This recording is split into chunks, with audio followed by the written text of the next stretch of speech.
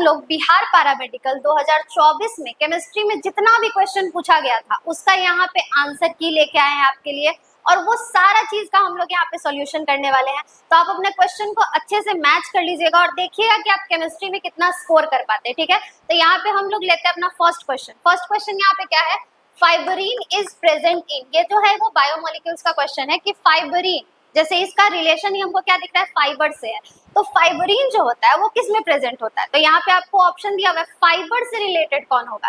ठीक है, फाइबर का मतलब होता है रेशा, तो यहाँ पे ये क्या दिया हुआ है, ब्लड, बोन, सिल्क या फिर फेदर। तो फाइबर से रिलेटेड क्या हो जाएगा, ऑप्शन सिल्क ही रहेगा। ठीक है, तो फाइबरीन जो है वो एक इनसॉल्युबल प्रोटीन है जो कि प्रेजेंट कहाँ होता है, सिल्क में होता है, तो इसका आंसर क्या हो जाएगा, सिल्क।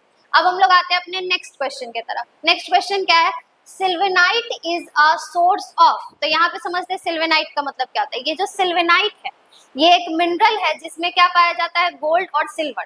तो इसके सोर्स से हम लोग को क्या मिलेगा, तो यहाँ पे आपको ऑप्शन में क्या क्या दिया हुआ है, एयू, एयू को क्या कहा जाता है, गोल्ड कहा जाता है। ठीक है, और उसके बाद आपका दिया गया पीटी, एसएन और सीयू। तो क्या है जो सोर्स है, ठीक है, तो गोल्ड है जो इस चीज का सोर्स है। सिल्वेनाइट जो है ये किस चीज का सोर्स है, तो गोल्ड का है। ठीक है, अब आते हैं हम लोग नेक्स्ट क्वेश्चन की तरफ। तो नेक्स्ट क्वेश्चन क्या पूछा गया हमसे, कोरोसिव सब्लिमेट इज, इन चारों में से जो है, बेसिकली ये फॉर्मूला बेस्ड क्वेश्चन था। ठीक है, जिसमें पूछा गया था कि कोरोसिव सब्लिमेट जो है उसका फॉर्मूला क्या होगा। तो इसका फॉर्मूला क्या होता है, HgCl2 होता है, यानी कि ऑप्शन नंबर फर्स्ट जो था HgCl2 यहाँ पे ये सही आंसर है। ठीक है, अब आते हैं हम लोग अगला क्वेश्चन में। अगला क्वेश्चन क्या है, ये थोड़ा सा रिएक्शन से रिलेटेड है। इसमें क्या पूछा गया था, product form when CH3CH2 MgBr react with water, मतलब जब CH3CH2 MgBr को पानी के साथ रिएक्ट किया जाएगा तो बाई प्रोडक्ट क्या फॉर्म होगा। यहाँ पे अगर आपको ऑप्शन में कुछ चेंजेस लगता है तो आप कमेंट सेक्शन में बता सकते हैं। ठीक है, और क्वेश्चन का कुछ वर्ड में भी चेंजेस लगता है तो वो भी आप बोल सकते हैं। तो इसका आंसर क्या हो जाएगा, इसका आंसर हो जाएगा इथेन। जब CH3CH2 MgBr को वाटर के साथ रिएक्ट किया जाता है तो बाई प्रोडक्ट क्या निकलता है, इथेन निकलता है। तो अब हम आते हैं नेक्स्ट क्वेश्चन में। ठीक है, तो इस क्वेश्चन में हमसे क्या पूछा गया था, when Cu mixed with dilute SNO3, यानी कि कॉपर को जब मिक्स किया जाएगा dilute SNO3 के साथ, what will we form as a product, as a product यहाँ पे क्या निकलेगा। तो हमको रिएक्शन लिखना इसमें जरूरी है। क्या बोला गया, कॉपर को dilute SNO3 के साथ रिएक्ट करवाया गया, तो यहाँ पे हम लोग ले लेते हैं कॉपर 2Cu प्लस 8HNO3, यहाँ पे प्रोडक्ट में क्या निकलता है, CuNO3 का whole 2 plus 2NO plus 4H2। तो यहाँ पे ऑप्शन में क्या दिया हुआ है, ना ही CuNO3 का होल 2 दिया हुआ है और ना ही H2O दिया हुआ है। क्या दिया हुआ है, NO के बारे में हमसे पूछा गया, तो यहाँ पे क्या हो जाएगा, आंसर NO हो जाएगा। ठीक है, तो इस बार जिनका भी अच्छा एग्जाम गया है, जो अच्छा स्कोर किए हैं उनके लिए गुड लक, लेकिन जो नहीं कर पाए वो अपना प्रिपरेशन फिर से स्टार्ट कर दीजिए ताकि आप नेक्स्ट ईयर अच्छा कर पाए। चलिए हम लोग अब देखते हैं पैरामेडिकल का आंसर की। तो पैरामेडिकल में फिजिक्स में जितना क्वेश्चन पूछा गया था उसमें से हम आपको अभी आंसर बताते हैं सबका। जैसे कि क्वेश्चन पूछा गया था डायमेंशन ऑफ टॉर्क, तो टॉर्क तो हम लोग, एक तो पहली बात याद है तो बढ़िया है, और नहीं तो इसका फॉर्मूला से भी हम लोग डायमेंशन निकाल सकते हैं। जैसे टॉर्क का फॉर्मूला ही होता है फोर्स इंटू डिस्टेंस, नॉर्मली हम लोग कह सकते हैं फोर्स इंटू डिस्टेंस। तो फोर्स क्या हो जाता, फोर्स होता है ma, मास इंटू एक्सेलरेशन, और एक्सेलरेशन को हम लोग आगे ले जाते हैं तो ये क्या बन जाता, मीटर पर सेकेंड स्क्वायर। और डिस्टेंस तो ऑलरेडी क्या होता है, इसका आंसर, इसका यूनिट मीटर में ही होता है, और ये क्या है, ये मास है। तो अगर इसका डायमेंशन हम लोग लिखते हैं तो क्या होता है, एमएलटी के फॉर्म में जाता।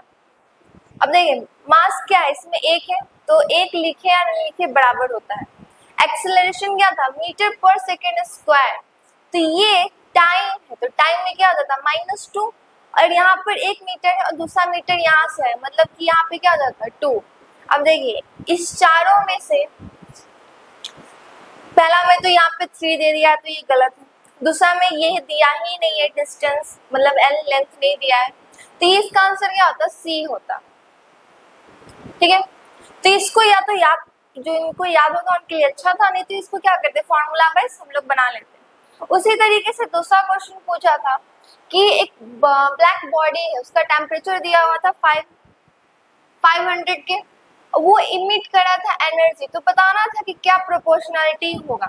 तो हम लोग को पता है कि एनर्जी डायरेक्टली होता है T का पावर 4 और टेम्परेचर दिया हुआ था 500, तो 500 का क्या कर देते, बस 500 के ऊपर 4 लगा देते और क्या आता, आंसर हो जाता। तो ये आंसर हो जाता आपका। बस सिंपल सिंपल थोड़ा थोड़ा कॉन्सेप्ट पे इस बार का क्वेश्चन दिया गया। अब हम लोग चलते हैं नेक्स्ट क्वेश्चन। देखिए इस क्वेश्चन में ये मैकेनिक्स का क्वेश्चन पूछा था, डिस्टेंस और डिस्प्लेसमेंट एवरेज स्पीड का। इसमें बोला कि कार मूव कर रहा है तो वो डिस्टेंस 200 मीटर है। तो कार मूव कर रहा था, पहले डायग्राम बनाते चलते हैं, ठीक है। ये पूरा डिस्टेंस कितना है, 200 मीटर, ठीक है।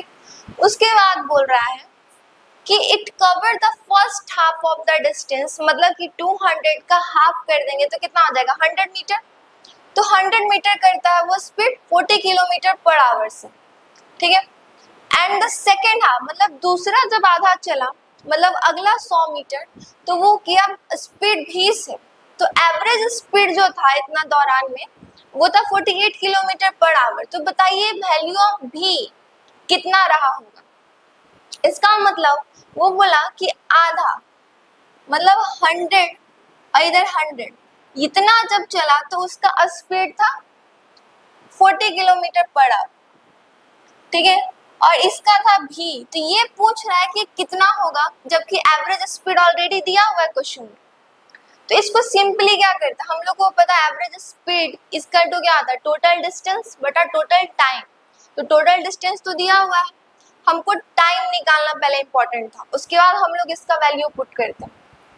तो T1 इसको मानते हैं T1, तो स्पीड इसका टू क्या होता है, डिस्टेंस बटा स्पीड। स्पीड स्क्वायर टू होता है डिस्टेंस बटा टाइम। तो टाइम स्क्वायर टू क्या होता, डिस्टेंस बटा स्पीड। अब देखिए डिस्टेंस दिया हुआ है 100 और स्पीड कितना है 40 हो जाता। इधर अगर हम लोग करते हैं तो क्या हो जाता, 100/v। तो हम दोनों को जोड़ लेते तो मेरा टोटल टाइम पता चल जाएगा। अब एवरेज स्पीड के फॉर्मूला में इसको पुट कर देते हैं। तो एवरेज स्पीड इक्वल टू होता है टोटल डिस्टेंस बटा टोटल टाइम। तो टोटल डिस्टेंस कितना है 200 और टोटल टाइम में दोनों को ऐड कर देंगे, 100/40 प्लस 100/v, और एवरेज स्पीड भी दिया हुआ है 48। तो इसको पूरा कैलकुलेट कर लेंगे तो मेरा आंसर आएगा 60 किलोमीटर पर आवर। अब देखिए इसको हम चेंज क्यों नहीं किए, क्योंकि आंसर ऑलरेडी जो आंसर दिया वो भी किलोमीटर पर आवर में दिया हुआ है, तो चेंज करने का जरूरत नहीं है। अगर आंसर मीटर पर सेकंड में होता तो हमको हर वैल्यू को चेंज करना पड़ता, पर आंसर खुद क्या दिया, ऑप्शन ही दिया हुआ है किलोमीटर पर आवर, तो हम लोग भी आंसर किस में निकाले, किलोमीटर पर आवर।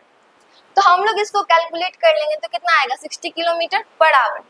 तो आंसर क्या हो गया मेरा 60 किलोमीटर पर आवर, ठीक है। ये क्वेश्चन हार्ड नहीं था, बस थोड़ा सा सोचना था कि इसमें कैसे निकलता, ठीक है। और बहुत सिंपल क्वेश्चन दिया था ये मैकेनिक्स पोर्शन का, जिसमें एवरेज स्पीड निकालना और मेनली इसमें फॉर्मूला था, ठीक है। अब चलते हैं नेक्स्ट क्वेश्चन पे। इस क्वेश्चन में बोला है कि पावर ऑफ वाटर, पावर दे दिया है 2 किलोवाट, ठीक है, और क्या दिया है, टाइम दे दिया है 1 मिनट, और हाइट भी दिया है 10 मीटर। तो बोला अमाउंट ऑफ वाटर, मतलब कि हम लोग को मास बताना था इस क्वेश्चन में वाटर का। तो पहले तो फॉर्मूला लिख लेते हैं, पावर का फॉर्मूला होता क्या है, तो power equal to work done बटा टाइम होता है, ठीक है, वर्क डन बटा टाइम। अब देखिए पावर दिया हुआ है हमको, पावर कितना दिया हुआ है 2 किलोवाट, किलो का मतलब 1000, तो 2000 यहाँ पे हम लिख देते हैं 2000 वाट। वर्क हमको नहीं पता है और टाइम हमको दिया 1 मिनट, मतलब 60 सेकेंड। मिनट को हम लोग सेकेंड में लेते हैं, इसलिए 1 मिनट इक्वल टू 60 सेकेंड। अब हमको निकालना है वाटर का मास, तो जिसके लिए हमको जाना पड़ेगा वर्क डन के फॉर्मूला में, क्योंकि वर्क डन इक्वल टू होता है mgh, मास इंटू जी इंटू हाइट। देख रहे हैं इस क्वेश्चन में क्या किया है, वो सीधा आपको पावर ये वर्क देके नहीं पूछा, वो आपको थोड़ा सा ट्विस्ट कर दिया, मतलब कि वो डेरिवेशन पे चला गया कि एक फॉर्मूला से दूसरा फॉर्मूला पे जाके आंसर निकालना है, ठीक है। तो वर्क इक्वल टू क्या होता है mgh। मास हमको नहीं पता है, g कितना दे होता है 10, ये तो यूनिवर्सल है, ये तो कांस्टेंट होता है। हाइट हमको दिया हुआ है 10, तो वर्क इक्वल टू क्या हो गया 100 है। अब देखिए यहाँ पे पुट कर देते हैं, यहाँ पे क्या हो जाएगा 100 m बटा 60। अब इसको कैलकुलेट कीजिए तो क्या हो जाएगा m इक्वल टू इंटू 60, और ये क्या चल जाएगा डिवाइड में। अब इसको इंटू कर देंगे, क्या आ जाएगा 1200 kg। कितना आ गया 1200 kg। सिंपल था क्वेश्चन, बस क्या करना था कि पावर दिया हुआ था, टाइम दिया हुआ था, हमको निकालना था मास। मास के लिए हम लोग गए वर्क डन पे, mgh के फॉर्मूला पे। यहाँ पर g यूनिवर्सल कांस्टेंट होता है, g का मान तो सबको पता है 10, या फिर कभी क्वेश्चन दे देता तो 9.8 लेते हैं हम लोग। यहाँ पे h क्या है 10 दिया हुआ है, यहाँ से वर्क डन निकालिए, पुट कर दिए, फॉर्मूला आ गया 1200। ठीक है, अब देखिए ऑप्शन में भी दिया हुआ था 1200, तो ये क्या हो गया आंसर हो गया। तो इस क्वेश्चन में बस क्या किया ना कि फॉर्मूला डेरिवेशन पे चला गया, एक से दूसरे फॉर्मूला पे डिराइव करके हमको जाना था। अब इस क्वेश्चन में देखते हैं, इस क्वेश्चन में बोला है कि time taken by the sunlight to pass through a glass window of thickness, ये थिकनेस दे दिया है और रिफ्लेक्टिव इंडेक्स भी दे दिया है। तो पूछा है कितना समय लगेगा, मेनली इसमें टाइम पूछा था। तो इसको सिंपली क्या करते हैं, रिफ्लेक्टिव इंडेक्स का फॉर्मूला क्या होता है speed of light in air या वैक्यूम बटा स्पीड ऑफ लाइट जो मीडियम दिया रहे। तो इसमें क्या था ग्लास, तो ग्लास या तो जब दिया रहता है तो हम लोग सिंपली रिफ्लेक्टिव इंडेक्स निकाल लेते हैं, पर हमको रिफ्लेक्टिव इंडेक्स दे दिया है और हमको speed of light in air पता है, हमको यहाँ पर ग्लास का निकालना पड़ेगा। ठीक है, तो इसमें क्या कर लेते हैं सिंपली, तो speed of light in glass equal to क्या हो जाता 3 × 10 का पावर 8 बटा जितना रिफ्रैक्टिव इंडेक्स था। तो रिफ्रैक्टिव इंडेक्स 3/2 है, तो उसको हम लोग सिंपली कैलकुलेट करते तो 1.5 आता। तो 1.5 ये क्या आया speed of light in glass. ठीक है, अब हमको निकालना है टाइम, तो मेनली उसका फॉर्मूला होता है, उसको याद रखिएगा। टाइम का फॉर्मूला क्या होता है, टाइम टेकन जो निकालना था, जितना थिकनेस दिया हुआ था उसको ऊपर लिखते और जो स्पीड निकाले थे उसको नीचे लिखते। Speed of glass, speed of light in a glass. ठीक है, अब देखिए इसमें थिकनेस कितना दिया हुआ, हमको मीटर में चेंज करना था, तो 4 mm दिया हुआ था, तो इसको कर लेते तो क्या होता 4 × 10 का पावर 3। और स्पीड ऑफ लाइट कितना निकला था 3 × 10 का पावर 8, और ये क्या होता ऊपर चला जाता इंटू 1.5। इसको हम लोग सॉल्व करते तो मेरा जो आंसर था वो ये इतना आता 2 × 10 का पावर -11। ठीक है, तो थोड़ा बहुत कैलकुलेट करिएगा ना तो उसको आंसर आ जाएगा 2 × 10 का पावर -11 सेकेंड। ठीक है, ऐसे भी पावर था तो पावर ऊपर चला जाता, तो -3 + -8 तो -11 हो जाता, और बाकी जो भी नंबर था उसको हम लोग कैलकुलेट कर लेते हैं। अब देखिए इस क्वेश्चन में दो सेम आंसर दिया था, एक 2 × 10 का पावर -11, एक 2 × 10 का पावर 11। तो ऐसे अगर हमको नहीं आ रहा था तो भी हम लोग क्या अगर तुक्का भी मारते तो क्या सोचते कि ये दोनों में से कोई आंसर होता, तो आंसर एक क्या होता, इसमें से आंसर तो था ही -11 वाला। तो कंफ्यूज करने के लिए एग्जामिनर क्या था इस बार दो सेम टाइप का ऑप्शन दिया था, बस यहाँ पे -11 यहाँ पे 11।